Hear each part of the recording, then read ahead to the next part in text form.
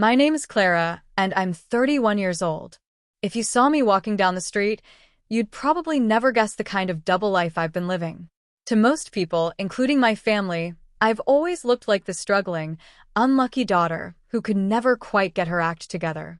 The one with the cracked old phone, the hand-me-down clothes, and the simple lifestyle. They thought I was barely surviving, clinging to odd jobs and paychecks that just managed to cover rent. What they never realized was that while they were laughing at me, I was building something so much bigger in silence. It all started years ago when I first decided to invest in tech startups. I didn't tell anyone because every time I tried to share an idea with my family, they'd dismiss it. "Clara, be practical," my dad would say, shaking his head. "Why don't you just get a stable job like your sister?" My mom would chime in with, "At least she has health insurance and a retirement plan. You're wasting your time." So I stopped talking. I stopped sharing. And I started working quietly. By day, I picked up whatever jobs I could find. Waitressing, freelance copywriting, running errands for people through apps. My family saw the exhaustion, the long hours, the fact that I still carried around the same cracked phone I'd had since college. What they didn't see was what I was doing at night, coding, networking, investing, learning everything I could about businesses that everyone else underestimated, just like they underestimated me. The truth? That cracked phone wasn't a symbol of failure. It was a reminder of why I was working so hard. I promised myself that one day, I wouldn't need to explain or justify anything. I'd let the results speak for themselves. The real test came one summer when my dad invited everyone over for a family dinner. It was supposed to be a casual gathering, but my family never missed an opportunity to compare accomplishments. My sister had just bought a new house with her husband, my brother had been promoted at his firm, and me? Well, they assumed I had nothing to add. The first jab came from my cousin, who spotted my phone on the table. "Clara, you still using that dinosaur? What is that, an iPhone 6? I didn't even know those still worked." Everyone laughed. I smiled politely, sliding it back into my bag. "It still makes calls," I said lightly. But inside, my chest tightened. My brother leaned across the table with that smug grin he always wore. "You know, Clara, if you need a loan, you should just ask. It's embarrassing to see you still living like this." My sister added, "Honestly, you'd look so much more professional if you upgraded. Clients don't take you seriously if your phone looks like it came out of a museum." They all laughed again. Even my dad chuckled and shook his head. But then something unexpected happened. While I was helping my mom clear dishes from the kitchen, I got a notification.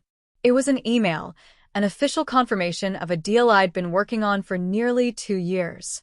My startup had just closed a funding round. My share alone was worth $2 million. I froze in the middle of the kitchen, staring at my screen. 2 million. The number glowed at me like a secret finally ready to burst out. And that's when my dad walked in. "Clara, could you grab the salad bowl?" he asked, but then he stopped when he noticed the stunned look on my face. His eyes flicked down to the screen before I could lock it. He squinted. "What's that?" I swallowed hard. For a moment, I thought about lying, brushing it off as nothing. But then I thought about all those years of laughter, judgment, dismissal. The birthday parties canceled for my siblings, the times they said I'd never amount to anything. And I thought, why should I keep hiding? "It's an email," I said calmly, turning the phone so he could see. "Confirmation of a deal. My company just closed. My share is 2 million. He blinked. At first, I thought he'd laugh again, call it another one of my dreamer schemes. But he didn't. He stared at the screen, then at me, his mouth opening and closing like he couldn't find words. Behind him, my brother and sister had entered, curious about the silence. "What's going on?" my sister asked. "Why do you look like that, Dad?" He didn't answer. He just handed her my phone. She read the email, her face draining of color. My brother leaned over her shoulder, his smirk fading fast. For the first time in years, no one had anything to say. And let me tell you, that silence was louder than all their laughter combined. By the way, pause for a second. If you're listening right now, drop a comment below telling me where you're watching from and if you've ever had family underestimate you. I'd love to hear your story. But back to the dinner. My cousin tried to recover first. Okay, but that's like temporary, right? I mean, startups fail all the time. His voice cracked, betraying the insecurity under his words. I smiled. Maybe. But this deal is locked. And even if it fails tomorrow, I'm not the one who needs a loan anymore. The room was dead quiet. Even my mom, who usually rushed in to soften the tension, just stared at me with wide eyes. Finally, my dad cleared his throat. Clara, $2 million? He sounded like he couldn't quite believe it. Yes, I said simply. And that's just the start. The weight of the silence pressed on the room, thicker than any argument we'd ever had. For once, no one had a clever remark, no sarcastic jab, no sly laughter aimed at me. Just stunned, uncomfortable quiet. I could see my dad's mind spinning behind his eyes. This was the man who, for years, told me to stop chasing fantasies and to get real. He used to brag about my siblings' achievements while brushing mine off as little hobbies. And now, here I was, telling him that my hobby had turned into a multi-million-dollar deal. My sister was the first to find her voice. Wait, 2 million? Like actual money? In your account? I almost laughed at how desperately she clung to the possibility that it was some kind of trick. Yes. Actual money. My cut from the deal is already being processed. It'll be there within 48 hours. Her mouth opened and closed like she wanted to argue, but no words came out. She glanced at my brother, as if begging him to step in. He did. So what? You've been lying to us all these years? Pretending you're broke? His tone was sharp, accusatory, like I had somehow betrayed them. I wasn't pretending, I said firmly. I was living within my means while I built something. I didn't need to flaunt it. I didn't need your validation. And honestly, I didn't tell you, because every time I tried, you laughed at me. Do you remember that, Michael? Do you remember telling me my ideas were cute? His face flushed red. That's not what It's exactly what you said. I cut in. And now that the numbers are real, suddenly it matters. But it shouldn't. Because I mattered before the money, too. You just didn't see it. My cousin shifted awkwardly in his chair. My mom kept wringing her hands like she wanted to say something, but didn't know how. My dad finally exhaled a long, heavy sigh. Clara, he said slowly. I didn't realize. I never thought, his voice trailed off. I raised my eyebrows. You never thought I could succeed? He winced. That's not what It's exactly what you thought, I interrupted, my voice sharper now. All of you. You wrote me off because my path didn't look like yours.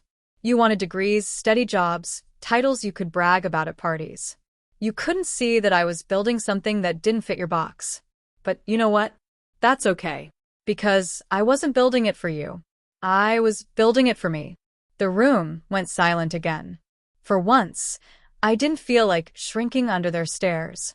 I sat taller, calmer, almost lighter, because the truth was finally out. And then my dad asked the question that revealed everything about his priorities. So, what are you going to do with the money? I stared at him. Not congratulations, not I'm proud of you, not even a simple wow. Just straight to what are you going to do with it? I realized then that money changes more than just bank accounts. It changes how people see you. It exposes who they really are. I haven't decided yet, I said coolly. But I know what I'm not going to do. My sister leaned forward. Which is, I'm not going to hand it out like candy to people who never believed in me. If that's what you're wondering. Her face hardened. Clara, don't be ridiculous. We're family. I laughed, actually laughed. Family? Where was that family when you all mocked me? Where was that family when you told me to get real? Where was that family when you canceled my birthday so you could prioritize your date night, Emily? She flinched. That was years ago. And it still happened, I shot back. So don't throw the word family at me now when what you really mean is don't forget us while you're rich. For once, she had no comeback. My dad rubbed his temples like he had a headache. My brother stood abruptly, muttering something about needing air, and left the room. My cousin pretended to scroll through his phone, though I could see his ears were still burning. The rest of the dinner was painfully awkward. Plates clinked, forks scraped, but no one spoke much. I didn't care. I'd spent years swallowing their words. It was about time they choked on mine. When it was finally over, I hugged my mom because despite everything, she looked like she wanted to say something kind, and left. As I stepped into the cool night air, I pulled out that old cracked phone. I stared at the spiderweb of lines across the screen and smiled. That phone had been my shield, my disguise. Let them laugh at it, I thought. It kept them from seeing me coming. $2 million later, I wasn't the joke anymore. But here's the thing. This wasn't just about money. It was about reclaiming every part of me they tried to bury under their laughter. And the real revenge wasn't in the deal itself. It was in what I decided to do next. Because $2 million was just the beginning. The ride home that night felt different. I wasn't carrying the usual weight of humiliation or replaying every insult my family had thrown at me. For once, I was the one with the upper hand. The night air was cool, crisp, and I swear it felt like the world had shifted a little in my favor. When I got back to my tiny apartment, the same one my sister once mocked as a glorified shoebox, I unlocked the door, set down my cracked phone on the table, and sank into the couch.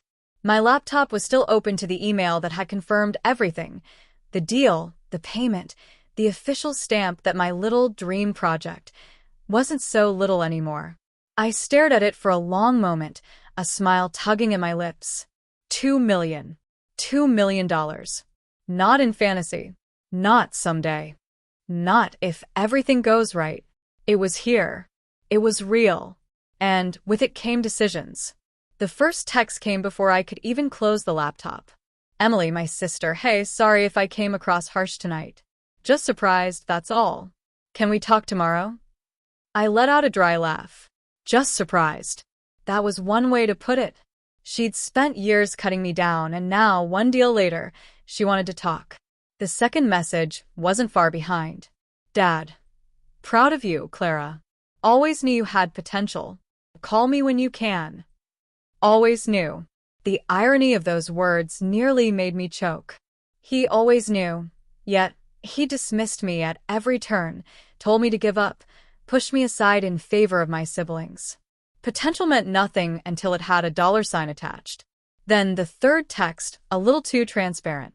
Michael, my brother, yo, if you need advice on how to manage that kind of money, hit me up. I've got experience. Experience? The same experience that left him drowning in credit card debt just last year? Please. I didn't reply to any of them. Not yet. Instead, I opened a new tab and started researching. Investments, properties, charities, partnerships. I wanted to be deliberate about this. I wasn't about to let money slip through my fingers the way it had for some people in my family. But more than that, I wanted to make a statement. Not just to them, but to myself. See, money isn't just about what you can buy. It's about the choices it gives you, the freedom, the voice it amplifies. And for me, it was about rewriting the narrative they'd written for me all these years. I wasn't going to run out and buy a flashy car just to rub it in their faces. I wasn't going to flaunt designer clothes or book a table at the most expensive restaurant in town. No. That would have been too easy. Too shallow. My revenge had to be smarter. Cleaner. The next morning, I woke up to even more texts. Extended family members I hadn't spoken to in months were suddenly so proud of me. My aunt wanted to catch up. My cousin sent me a LinkedIn request with a note. Would love to collaborate sometime. I rolled my eyes so hard it hurt. Amazing how quickly people remember you exist when you're worth something. I got dressed, jeans, a plain white shirt, nothing fancy, and walked to my favorite coffee shop. As I stood in line, sipping the buzz of conversations around me, my cracked phone buzzed again. This time it wasn't family. It was someone from the company I had closed the deal with. They wanted to set up another call to discuss expanding our partnership. My heart thudded in my chest. This wasn't just a one-time thing. It was the beginning of something bigger. I agreed to the call, grabbed my coffee, and walked out with a grin. That's when I saw her, Emily, standing across the street, her arms folded, watching me. Clara, she called, jogging over. Hey. I was hoping to run into you. I almost laughed at the absurdity. She just happened to be outside my coffee shop at 9 a.m.? Yeah, right. What do you want, Emily? I asked flatly. Her smile was sweet, too sweet. Just to talk. I know things got tense last night, but I don't want this to come between us. You're my sister. Sister? I repeated, letting the word hang in the air.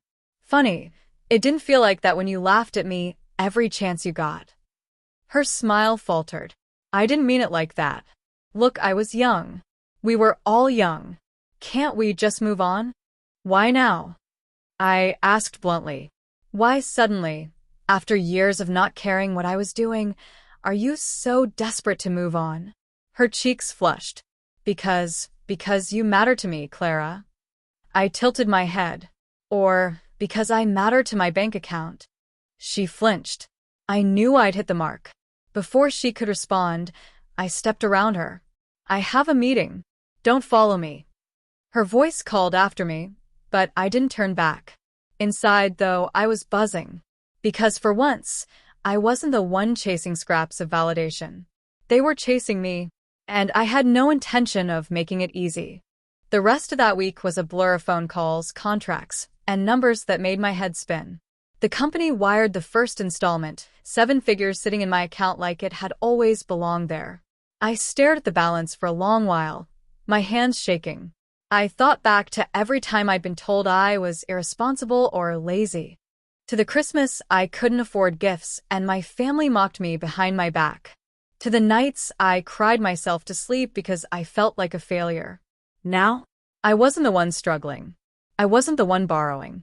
I wasn't the one begging. The irony was delicious. By Thursday, my father called again. This time, I answered. Clara, he said, his voice oddly soft. How are you? Busy, I replied. That's good, that's good. Look, I wanted to say again how proud I am of you. You know, you've always had a different way of seeing things. I didn't get it before, but maybe I was too hard on you. I almost dropped the phone. Too hard on me? That was his apology? After years of belittling me, after siding with Emily and Michael every time they humiliated me, now he wanted to smooth it over with a half-hearted admission? Thanks, I said coolly. But I'm not really looking for validation. He cleared his throat. Of course. Well, actually, I was wondering, there's this opportunity I've been exploring. Real estate. A vacation property investment.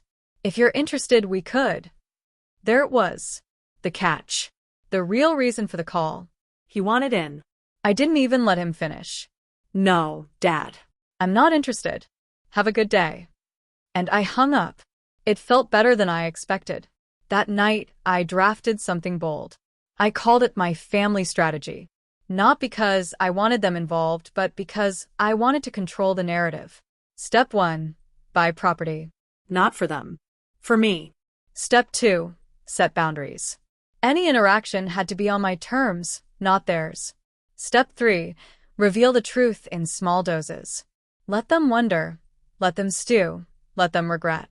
By Friday evening, I toured a penthouse downtown. Floor-to-ceiling windows. A skyline view that glowed like a promise of freedom. The realtor kept talking about square footage and imported marble, but all I could think about was one image. Emily's face when she realized the shoebox apartment sister was living here. I signed the papers within 48 hours. The next family dinner, I didn't arrive by cab. I had my driver drop me off in a sleek black SUV. Not a flashy sports car, not something gaudy. Just subtle power.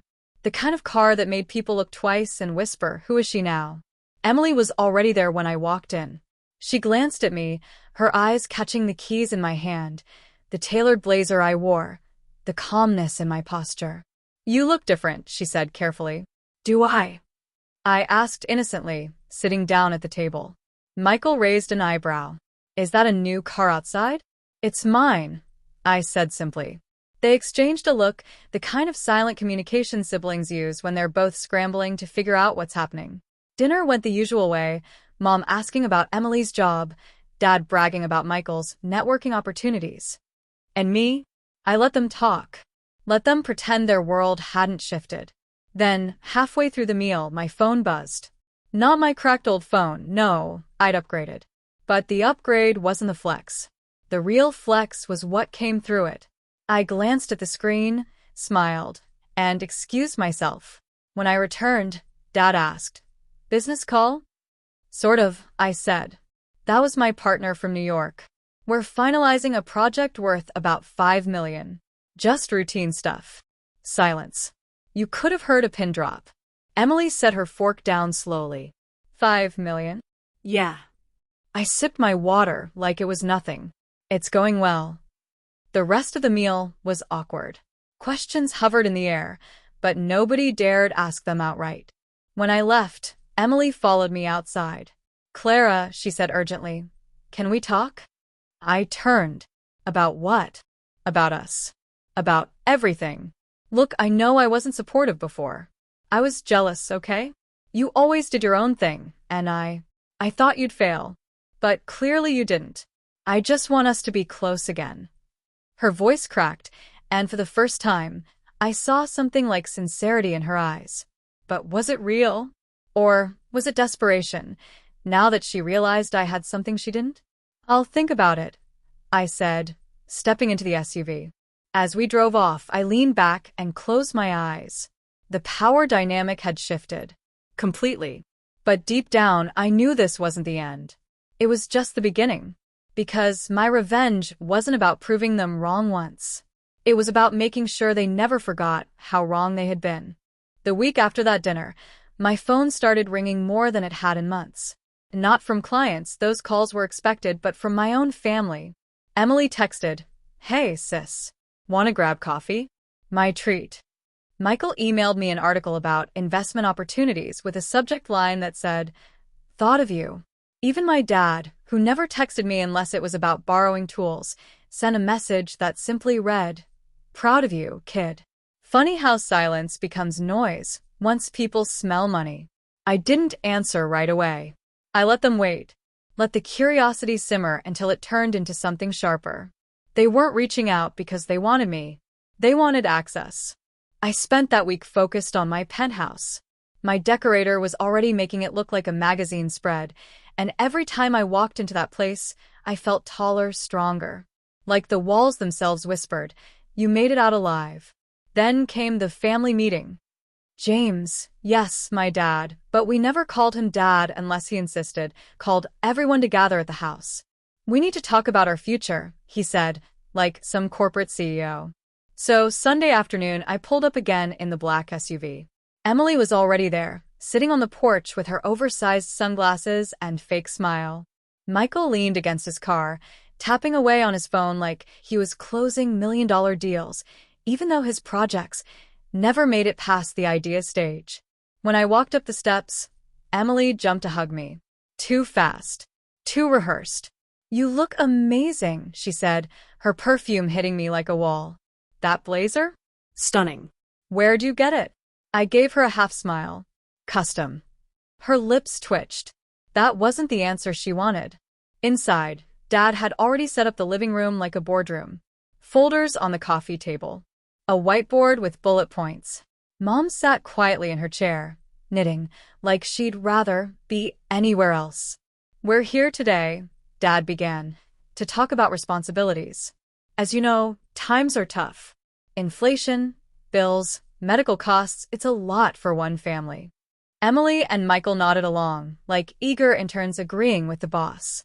"Which is why," Dad continued, "we need to share the burden.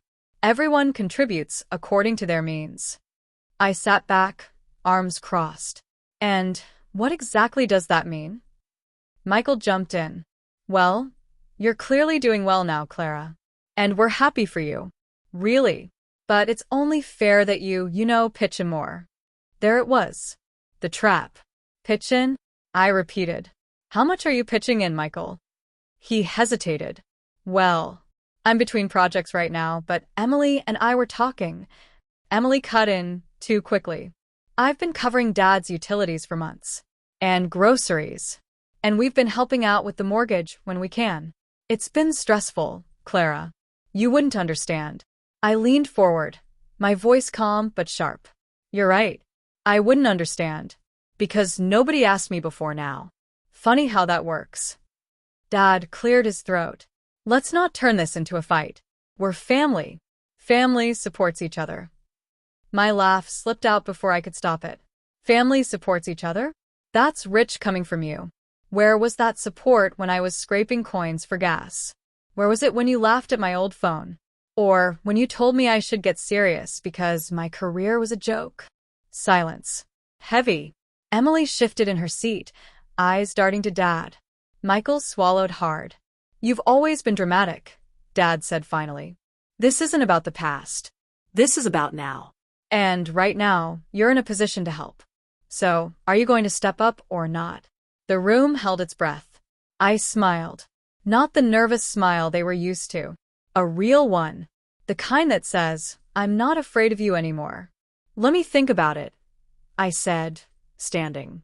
In the meantime, maybe you should start thinking about what you've contributed. Because I'm done being the family afterthought. I walked out before they could respond, the weight of years of silence lifting with every step. But I wasn't done. Not even close. That night, I drafted a different kind of plan. Not just boundaries. Not just silence. Revenge. Not the screaming, yelling kind. Not the kind that leaves scars. The kind that changes the air in the room when you walk in. The kind that makes them regret ever underestimating you. And I knew exactly where to start.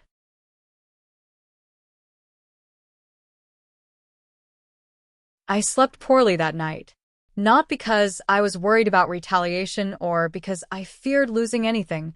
Quite the opposite. My mind buzzed with possibilities, angles, options. Their expectation that my success would make me desperate for their approval was the hinge I wanted to use. They thought they could lean on me now. Good. Let them lean. I would decide when and where the support happened. I'd make sure it mattered. The first move had to be surgical. Not a spectacle, subtle, deliberate, legal, and humiliating in the way that leaves no crumbs for them to hide behind. I opened a new spreadsheet, labeled tabs with cold precision. Assets, family agreements, property, timing, communications. I was methodical because revenge without structure is just anger with poor impulse control. Step 1. Information. I compiled everything I could find about the family's recurring expenses, debts, and social aspirations. Their pride was loud and public. Their weakness was private. I already knew most of it. Aside from the mortgage my dad had been stuffing receipts for, there were credit lines, a car loan in my sister's name, and a credit card that kept getting maxed and paid back at the last second. Michael had a business idea always right about to launch that had left him broke while claiming connections he didn't have. Emily had wardrobes and brunches, and the constant need to be seen.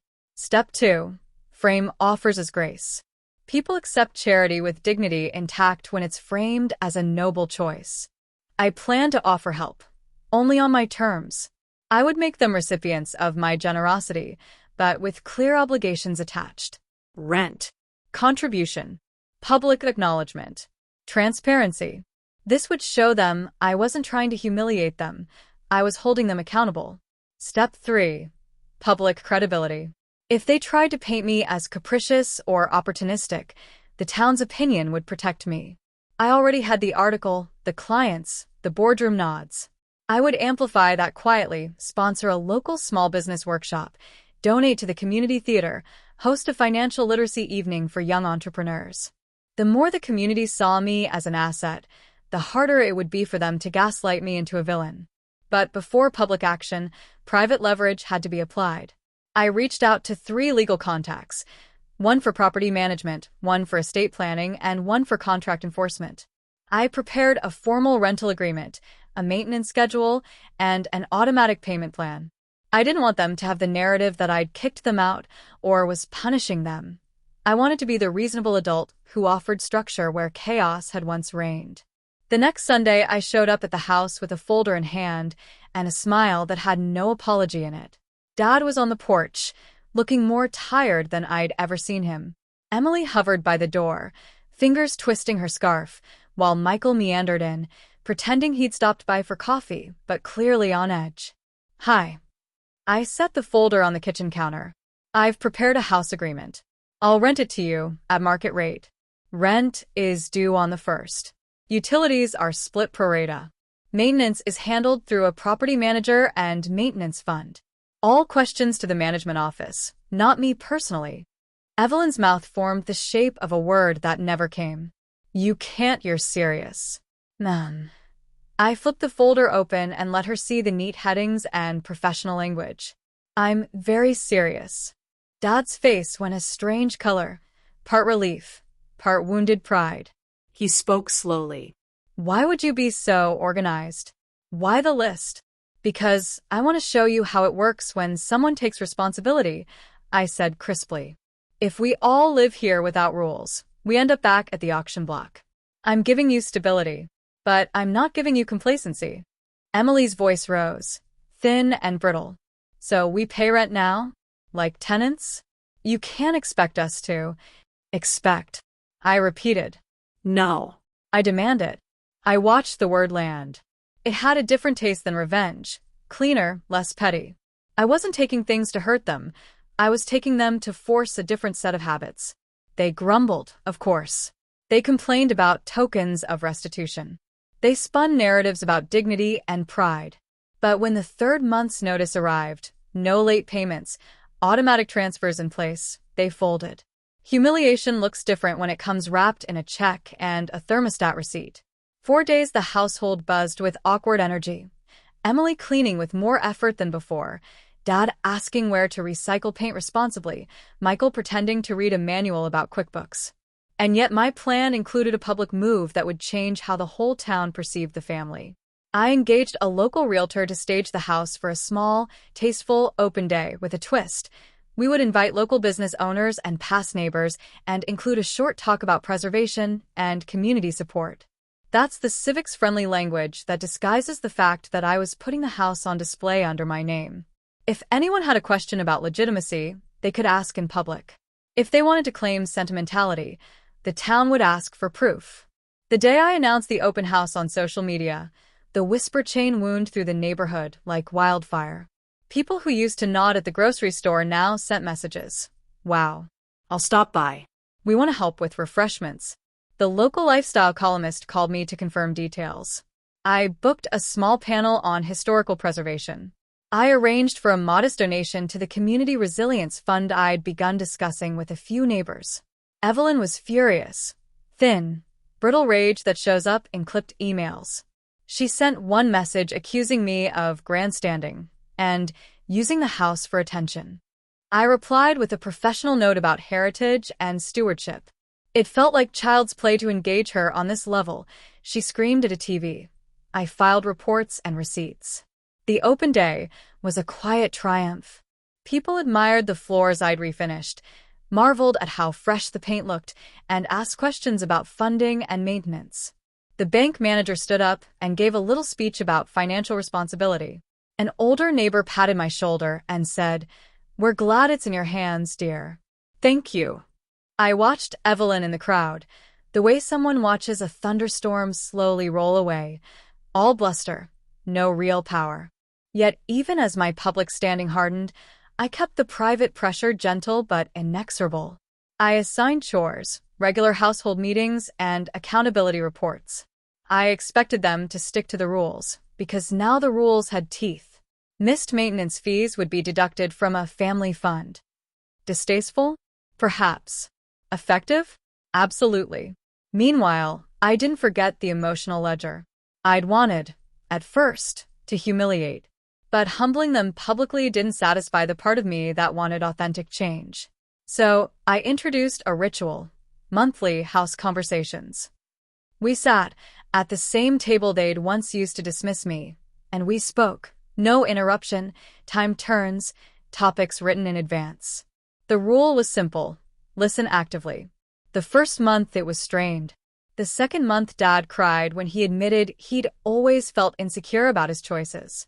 Even Emily confessed, haltingly, that she'd envied my independence while pretending to mock it. These small acts of seeing one another were more destabilizing to the old pattern than any public shaming could have been. Of course, not everything was neat. There were petty setbacks. One night, I found a dress of Emily's hanging on the back of my office chair. Found it after a client meeting. She'd left it there as a prank, she said, but the intent was clear: to disrespect a space I'd built. I called a household meeting and calmly suggested the boundary be respected. She sulked. I documented the incident, and Lila, the manager, sent a reminder. Again, systems won. People with broken habits bristle and then adjust, like a ship re-rigged. Michael tried to use old alliances. He maneuvered subtly, offering Dad advice about investments that sounded impressive but had little backbone. He hinted at family pooling of assets. He asked if I'd consider letting the family in on opportunities. I answered with a contract template and a clear note: all investments will have written terms, no verbal promises. He grumbled and left the table. The months blurred into a rhythm of progress and relapse.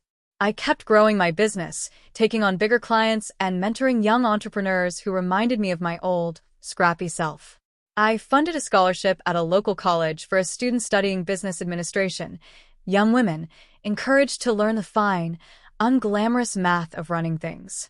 I announced the scholarship at a small ceremony. There were cameras, yes, but mostly quiet, proud faces. My parents were there, and Dad clapped with honest, if awkward, pride. Evelyn wore a face that said she was performing gratitude for audience purposes and privately scalded. Still, the undercurrent of resentment never truly left. On a winter afternoon, a letter arrived from a relative, a cousin, filled with thinly veiled sarcasm about how the prodigal daughter returned to lecture us all. It arrived at the house and, instead of burning it in a dramatic gesture, I pasted it to the fridge where everyone could see. Passive aggression exposed becomes impotent. Then life surprised me with something else: the small, improbable kindnesses that have nothing to do with revenge. Dad brought me coffee in the office one morning, not to discuss money, but because he'd seen a show about local history and wanted to share a fact about the house's original builder. Mom baked a pie and set it on my desk with a note: "Thanks for making us a home again." The note was messy with shaky handwriting. It sat at the corner of my desk like an artifact, a signal, not a surrender. I kept it. Months later, Emily came to me alone, hands in her pockets, eyes raw. "I want to apologize for when I laughed," she said. "I thought success would take you away from us, but it just made me see what I had." Her sentences stumbled, then straightened. "I don't want to keep losing things." She spoke a truth I recognized. Fear had been at the root of her mockery.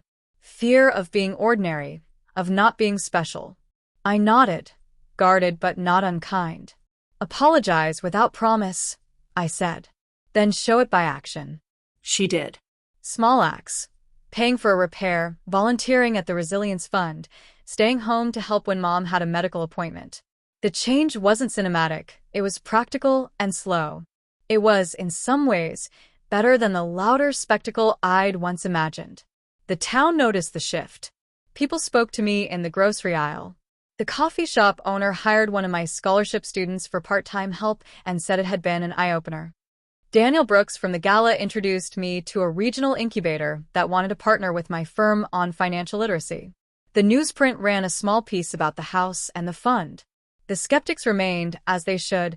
Healthy skepticism keeps ego honest. But the new reality was established.